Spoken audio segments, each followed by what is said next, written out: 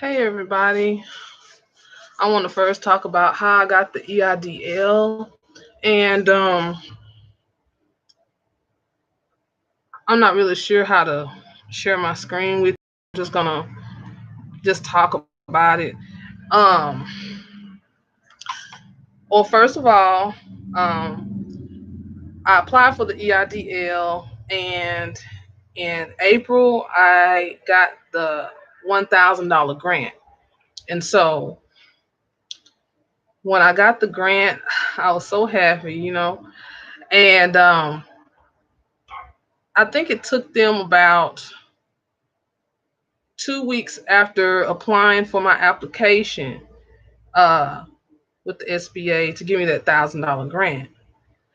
Um, I checked my Equifax credit report and saw where they had checked my credit score, and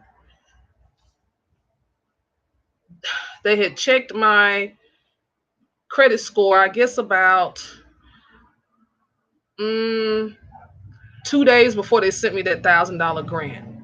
Okay, so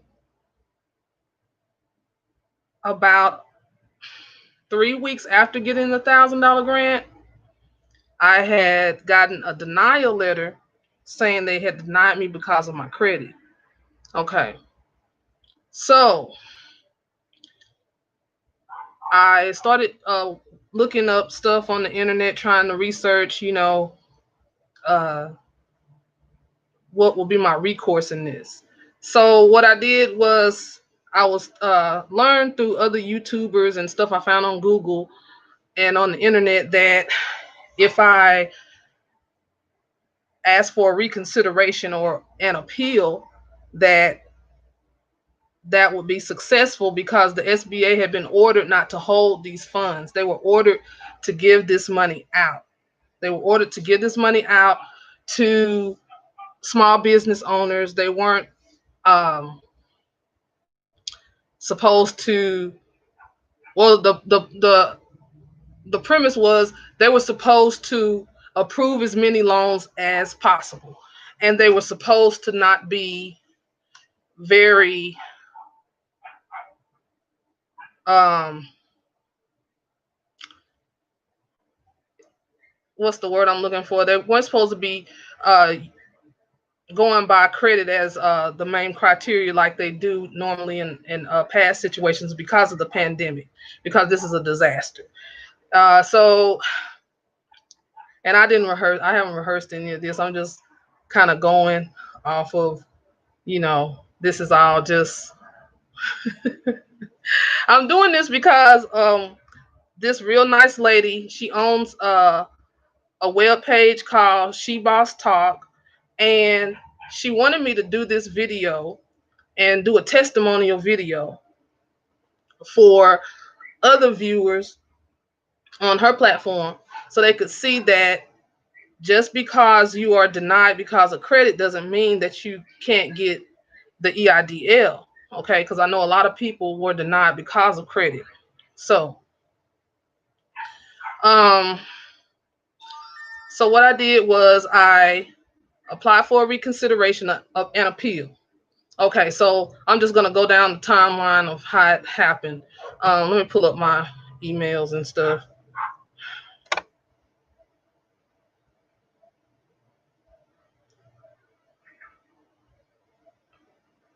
All right. So the email that I got, the email that I got was okay. So April 16th, they sent me an email, and I'm just gonna read it to you. And it says for unsatisfactory credit history. Okay. So that was on April 18th. Okay. So then on May 2nd, I got another email from them. And it's just like a We understand, we feel your pain type of letter, and that's all. That's basically all it says. And then they sent me another email, status update email, May 16th. Let me move my emails into another box so I can read them and look in the camera.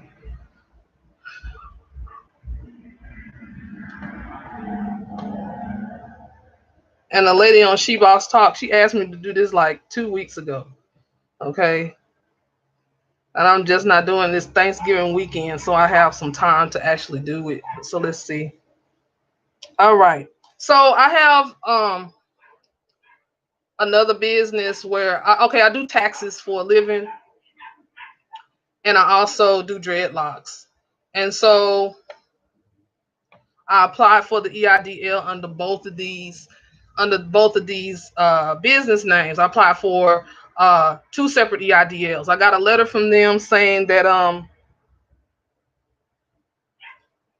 they would merge both of my files into one central file.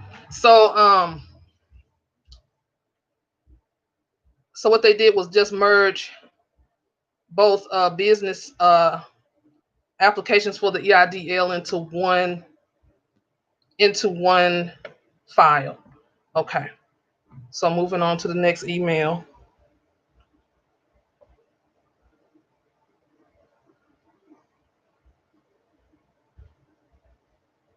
All right, and then this is when everything starts get they asked me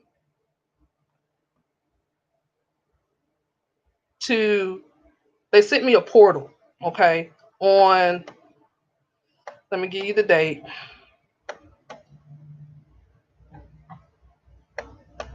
And please forgive me, this isn't rehearsed. I'm just doing this because I've been asked to, and I wanted to go ahead and get it out and stop, I didn't want to procrastinate about it. Okay, so I got this email on June 10th, okay, and it came at 4:58 a.m. in the morning, okay, and they are asking me to go to this portal and double check my routing and checking account number, and just to confirm everything.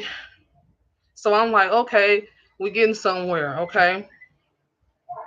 So then on,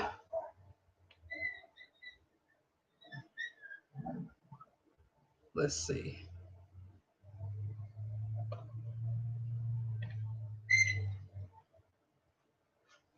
Now, see, it was an email. I want to bring this up.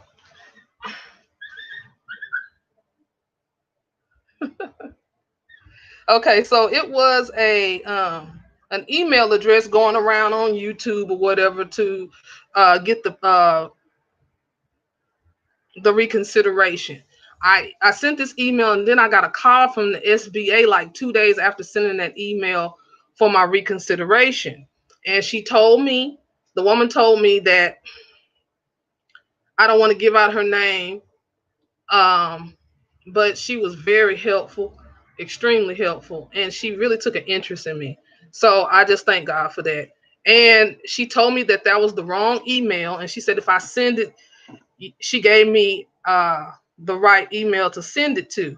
So she said that my reconsideration request had been received, but she said it was sent to the wrong email address. She said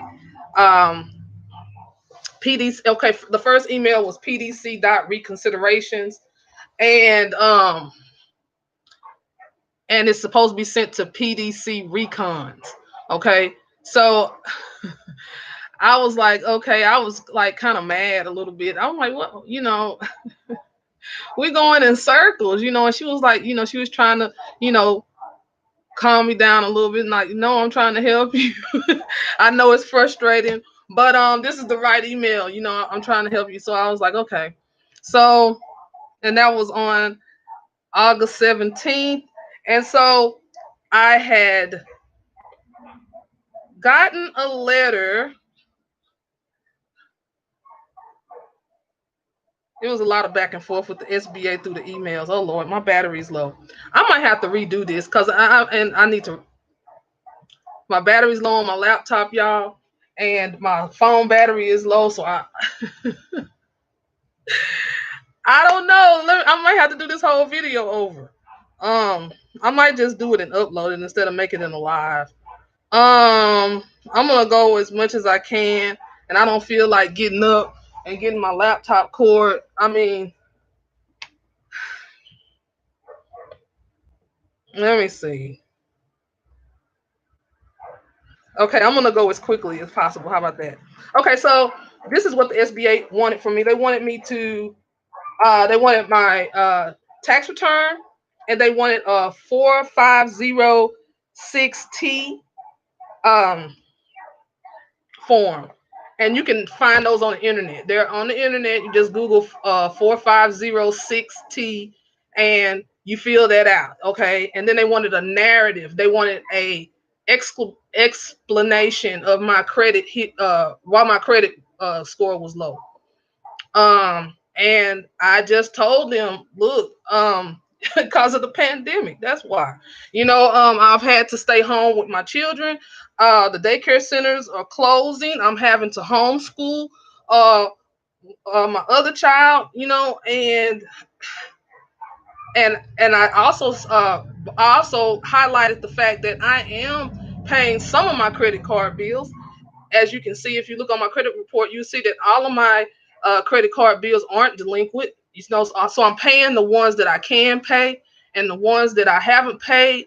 Well, like I said, I just blame COVID-19 for everything. This is a COVID-19 loan, that you give. I just was just basically I wasn't, I spoke more intelligent than that in the email, but I just basically was very honest and very straightforward about my credit issues. And I just gave the narrative like they asked, and I faxed it in. I faxed all this information. I did not email it in. I faxed it in. And if y'all want to know how to fax in this day and age, go to faxzero.com and just take pictures with your phone, or whatever, or do it from your laptop or computer, and you can go to faxzero.com to fax things off or whatever. So moving forward, let's go to the next email that I got. And I just might redo this anyway,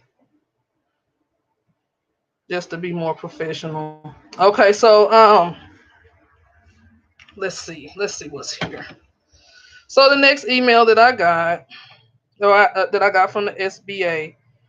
All right. So they said they received everything.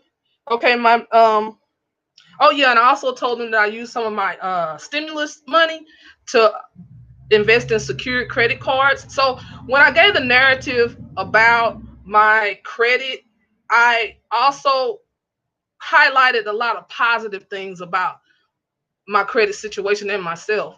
So I just didn't just say, well, my credit's bad because of COVID-19. I kind of uh, made more positive. I stuck with staying with the more positive side of why, even though my credit score has dropped significantly. It had dropped. My credit score had dropped almost 55 points.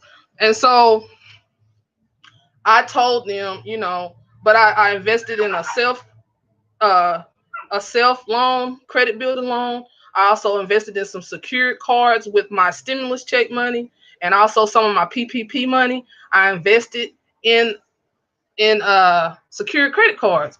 And so I did that to kind of offset the negatives that I had, because I had uh credit card bills that I just couldn't afford to pay. But I did pay some of them. I absolutely did pay some of my credit card bills.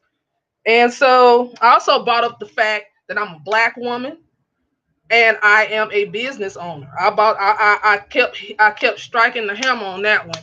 I kept letting them know, look, I am a minority woman owned business, and you are supposed to be giving this money out to people like me.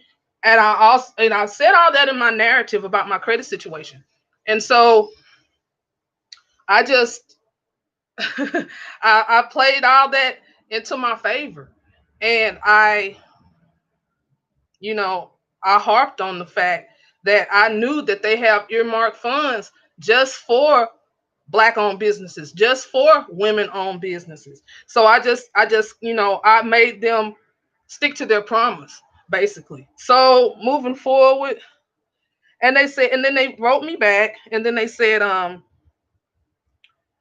they made a point saying public records search did not find my business. And I'm like, that's crazy. So I sent them a link to my Dun and Bradstreet number because I've had a Dun and Bradstreet number for about 12 years. So I sent them the link to my Dun and Bradstreet number. I sent them also a link to where my business has been listed in the yellow pages for 8 years. And I showed the dates showing that, look, I'm established.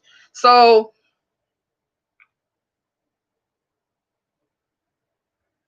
moving on. Okay, so